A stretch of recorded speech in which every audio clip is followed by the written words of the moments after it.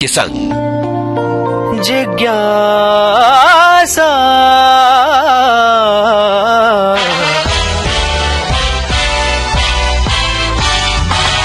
जिज्ञासा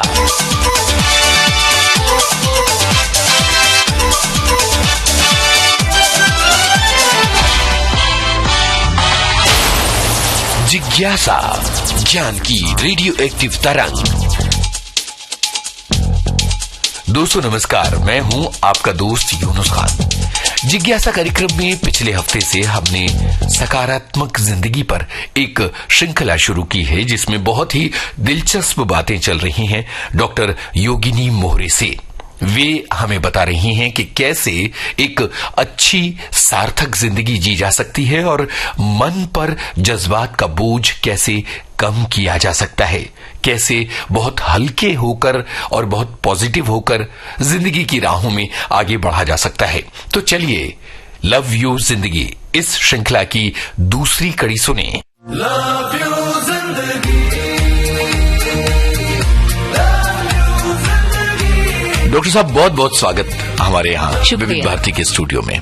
thank you. मुझे ये बताइए कि बच्चों में किस तरह की समस्याएं आप देख रहे हैं? बच्चों के लेवल पर उनके टेंशन्स, माता पिता की बहुत ज्यादा उम्मीदें, एडिक्शंस, खासतौर पर स्क्रीन के एडिक्शंस, या कई बार ये होता है कि माता पिता लिमिटेड जेब खर्च देते हैं और बच्चों को लगता है पैसों की और जुगाड़ यहां वहां से की जाए, तो मम्मा के पर्स से निकाल लो, या वीडियो गेम्स के एडिक्शंस, या बहुत तरह की चीजें हैं, बल्कि स्मोकिंग जैसी चीजों में पड़ जाना टीनेजर्स का। इन सब का क्या उपाय दिख रही हैं और क्या रीजन समझ में आता आपको? देखो, बच्चों में एडिक्शंस बढ़ने की ना, बच्चे इतने पहले कैसे रहता था, हर एक फैमिली में एटलीस्ट 2 से 3 मिनिमम बच्चे थे। आजकल बहुत सारे फैमिली, स्पेशली अर्बन एरियाज में अगर आप देख लोगे तो इतनी महंगाई हो गई है। स्कूल की फीस अगर 1-1, 1.5 लाख है तो दूसरा बच्चा करते वक्त हर कोई, काफी सारे कपल सोचने लगे कि whether I can really afford the second child. तो उसकी वजह से सिंगल बच्चा है, बड़े बड़े घर होने लगे हैं। बच्चों के पास ना मोबाइल ने बहुत बुरी समस्या क्रिएट कर ली है, मतलब अक्रॉस द ग्लोब। ये जैसे ऑस्ट्रेलिया भी बैन कर रहे हैं मोबाइल्स। तो देखो, बैन करना जो मुझे लगता है, अगर कोई भी, क्योंकि मैं भी एक बच्चे की माँ हूं, अगर आप कोई चीज बैन करते हो ना तो बच्चा वो पाने के लिए कुछ ना कुछ तरह से कोशिश करने की ज्यादा चांसेस बढ़ जाते हैं। तो बैन करने से कुछ नहीं होगा। मुझे लगता है बच्चों को समझना ना कि इससे क्या असर होते हैं, क्या साइड इफेक्ट्स होते हैं।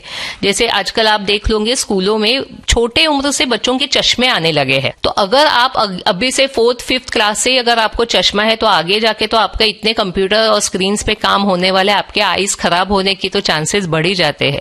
तो कहीं पे मुझे लगता है, क्योंकि अगेन वही होता है कि पेरेंट्स इतने ज्यादा बिजी है कि बच्चों में और पेरेंट्स में वो डायलॉग, देखो जनरेशन गैप हमेशा थी, हमारे टाइम पे भी थी, हमारे और हमारे पेरेंट्स में भी अनबन तो होती रहती थी, आज भी होती रहती है। लेकिन वो जनरेशन गैप को भी ना, हर एक चीज को ग्लोरीफाई ज्यादा किया जाता है। ऑफ कोर्स प्रॉब्लम्स भी बढ़ रहे हैं, बहुत सारी चीजें आसानी से अवेलेबल है। जैसे आप अगर स्मोकिंग का कह रहे थे तो जगह जगह पे आजकल पान बीड़ी वाले शॉप्स होने लगे हैं, तो बच्चों को बहुत चीजें आसानी से मिल जाती है। और कहीं पे मुझे लगता है पेरेंट्स, मेरे पास टाइम नहीं है मेरे बच्चों को देने के लिए, तो I try to compensate in the form of money. तो वो भी बहुत बुरी चीज हो गई है कि, और बच्चे कैसे रहता है ना, काफी बार मैंने ये देखा है यूनिस जी की पेरेंट्स भी कंपेरेटिव मोड में रहते हैं। देखो, हम हमेशा कहते हैं कि बच्चों को ना आप जो सिखाते हो वो बच्चे नहीं सीखते, बच्चे जो देखते हैं ना वो सीखते, वो ज्यादा सीखते। अगर बच्चा देख रहा है आपका कि मम्मी डैडी किसी और के पेरेंट्स के कंपैरिजन में है, अच्छा उसने इतनी बर्थडे पार्टी में इतना खर्चा किया तो अभी मुझे भी करना है, तो बच्चे तो वही सीखेंगे ना। उसके पास इतना बड़ा वो प्ले स्टेशन या जो भी है तो मुझे भी तो वो चाहिए। और यहाँ पे भी पेरेंट्स ने ही पहले सीखना जरूरी है कि देखो, आप कितने भी बड़ा पैसा कमा लो, हमेशा there is going to be somebody else who has got more money than you. Of course progress करते रहो, कोई बुरी बात नहीं, लेकिन कहीं पे अपने आप को एक्सेप्ट करना कि ऐसा हूं मैं, तो फिर बच्चे आपसे जरूर वो सीखते। और बच्चों के साथ एक डायलॉग होना बहुत जरूरी है, क्योंकि क्या होता है ना, जैसे बच्चों को मार्क्स कम मिल जाते हैं या फेल भी हो जाता है, समझ लो बच्चा, तो हम इतना बुरा बर्ताव करते हैं। हमें ये समझना है कि बच्चा भी तो हर्ट है, बच्चे को भी तो अपने से भी उम्मीदें होती है ना। देखो यूनिस जी, हमें लगता है कि बच्चा छोटा है तो उसको कुछ नहीं समझता, लेकिन वो अपने लेवल पे प्रोसेसिंग कंटिन्यूस चलती रहती है उसके मन में। तो हमें ये है कि बच्चे को एक विश्वास दे दो, डांटो, जो भी करना है, अगर बुरे बर्ताव किया, बुरे मार्क्स ले, लेकिन उसके आगे जाकर आपको बच्चों को वो दिखाना है कि जैसे भी हो तुम, आई लव यू, कुछ भी होने दो, क्योंकि आपको पता नहीं आगे जाके क्या कठिनाई उसके लाइफ में होने वाली है। तो आपको वो बच्चों को विश्वास दिलाना, अनकंडीशनल लव जिसको आप कह सकते हो, वो आपको बच्चों को दिखा देना बहुत जरूरी है। इसके लिए पहले अपने आप को अनकंडीशनल लव अपने आप के प्रति दिखाना, वो सबसे ज्यादा इंपॉर्टेंट है। आपने अनकंडीशनल लव की बात की। यहाँ जीवन में ईर्ष्याएं बढ़ रही हैं, क्रोध बढ़ रहा है, और इसके साथ एक चीज जो मैंने बहुत ज्यादा बढ़ती हुई देखी है वो है अवसाद, निराशा। मुझे ये बताइए कि इन चीजों को कैसे काबू किया जा सकता है और मन से कैसे निकाला जा सकता है ईर्ष्याओं को, गुस्से को और डिप्रेशन को।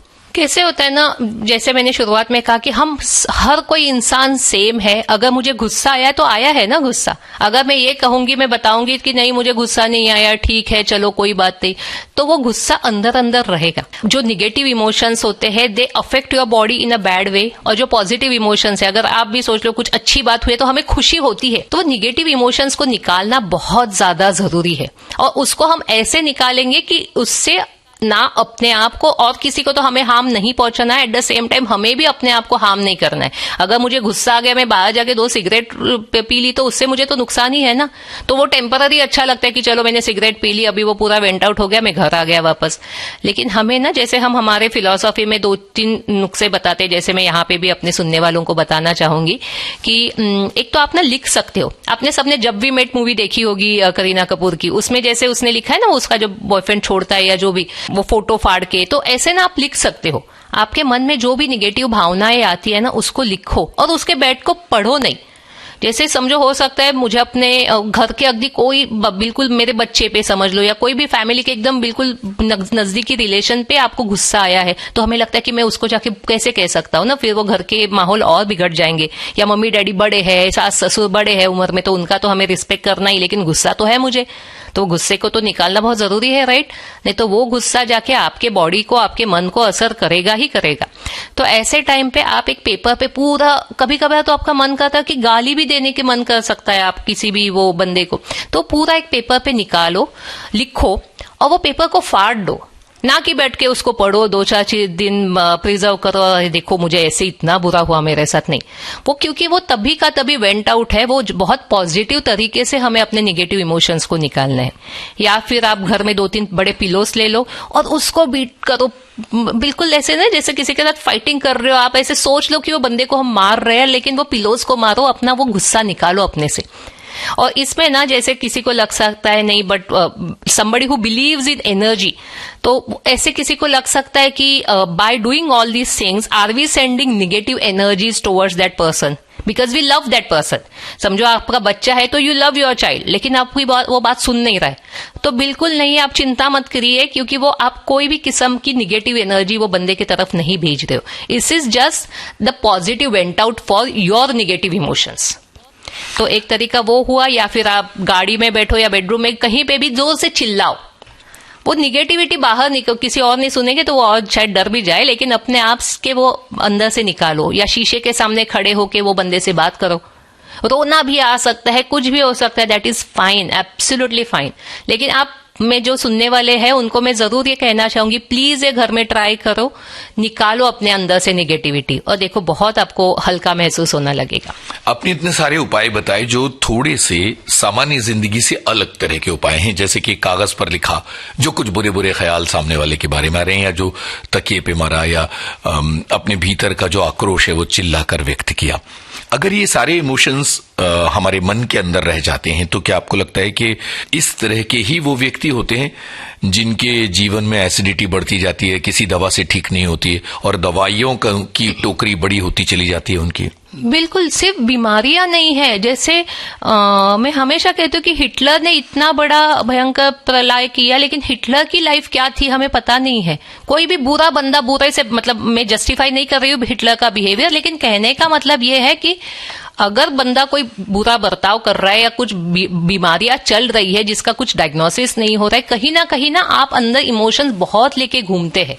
तो जब तक हमें इमोशंस नहीं निकालेंगे तब तक ये तो ऐसे कुछ ना कुछ, क्योंकि देखो अनबन तो होती रहेगी, अगर नहीं तो फिर हम इंसान ही नहीं है, फिर हम भगवान है। तो ऐसे तो नहीं है, सामने वाले कोई भी रिलेशन में हो, फिर वो पर्सनल लेवल पे हो, प्रोफेशनल लेवल पे हो, अनबन तो होती रहेगी। और एक चीज आपको बहुत जरूरी मैं यहाँ पे कहना चाहूंगी कि हमें ना ग्रेटिट्यूड, हमें कृतज्ञता दिखानी है अपने आप की तरफ और जो भी चीजें है उसकी तरफ। जैसे हम हमेशा कहते हैं कि जब हम भगवान को थैंक यू कब कहते हैं, जब कुछ बड़ा सा अचीव कर लेते हैं, तब तो वो बड़ा सा अचीव रोज नहीं होता, लेकिन डेली बेसिस पे आप अगर छोटी छोटी चीजों के लिए थैंक यू कहना शुरू करोगे, वो फॉर्मेलिटी लगती है। काफी बार ये लोगों को लगता है हमारे इंडिया में ऐसे नहीं होता, हम माँ बाप को कहाँ थैंक यू कहते हैं, माँ ने अच्छी रोटी बेल ली तो हम माँ को थैंक यू नहीं बोलते। मन में बोलो, माँ को ना भी बता सको, क्योंकि वो होता है कि अरे माँ कहेगी क्या बेटा तू मुझे थैंक यू, लेकिन मन में अगर आप वो ग्रेटिट्यूड रखना शुरू करोगे अपने आप के लिए, अपने फैमिली के लिए, जो भी चीजें है सिंपल चीजें है उसके लिए, तो उससे भी ना आपका टोटल आपका जो माइंडसेट है वो जरूर चेंज हो सकता है। जीवन में ग्रेटिट्यूड अमूमन नहीं होता है। ये जो ग्रेटिट्यूड है ये जीवन को कितना पॉजिटिव और कितना हल्का बना सकता है हर उम्र के लोगों के लिए। बहुत ज्यादा। कैसे ना आप ये है कि जो हमें नहीं है ना हमारे पास, वो चीज पे हम इतना ज्यादा कॉन्सेंट्रेट कर देते हैं योनुष जी कि हमारे पास 50 हो, मतलब आप बहुत बुरे कंडीशन में हो, बड़ी गाड़ी नहीं है, बड़ी बड़ा गाड़ी घर नहीं है, कोई बात नहीं, लेकिन कुछ ना कुछ तो पॉजिटिव ना। आप आज से, मैं फिर से एक बार रिक्वेस्ट करना चाहूंगी कि हर एक जो भी सुन रहा है ना हमें, वो एक चीज ढूंढना शुरू करे हर एक दिन में, एटलीस्ट एक चीज ढूंढो कि जिसके लिए आप शुक्रिया, कोई भी होने दो, या फिर आपने आज अच्छी रोटी बेल ली, अपने आप के लिए ग्रेटिट्यूड कर लो कि क्या तुमने रोटी बना ली है, बहुत बढ़िया, या कुछ भी सिंपल चीजें कह लो उसके लिए। जैसे ग्रेटिट्यूड होता है ना, वो आपकी, देखो आप बड़े से समझ लो जैसे टाइटैनिक जैसी बड़ी शिप है, it is selling through the ocean, मतलब डीप सी में है बिल्कुल, तो वो एकदम से दिशा चेंज नहीं होती है। अगर वो कैप्टन को शिप के डायरेक्शन चेंज करने, तो वो स्लोली ग्रेजुअली होने वाली है, राइट। सो आप जैसे अपने आप को या अपनी फैमिली में अपने आजू बाजू के लोगों को जैसे ग्रेटिट्यूड दिखाओगे, जैसे वो आपके the time you start understanding your negative emotions, आपके जैसे आप ख्याल चेंज करोगे ना, आपकी जिंदगी स्लोली चेंज होती है। ये एक दिन में नहीं है, ऐसे मत सोच ये लम्हे ये पल हम, जिंदगी चेंज हो जाएगी, ऐसे नहीं होने वाला है। ये दवाई नहीं है बुखार की कि हमने आज खा ली, कल बुखार गया आप ऑफिस पे चले गए, लेकिन इसका जो आप पे असर होगा ना वो परमानेंट होता है। आपको देख के आपके परिवार वाले सीखते हैं, आपके ऑफिस वाले सीखेंगे कि भाई तू आजकल कर क्या रहा है, तू अपने आप में मस्त रहता है, और वो मस्त रहना ना कि यू आर बातचीत कर रहा है। ध्यान रहे, इस श्रृंखला की तीसरी और आखिरी कड़ी आप सुनेंगे अगले हफ्ते जिज्ञासा कार्यक्रम में। जिज्ञासा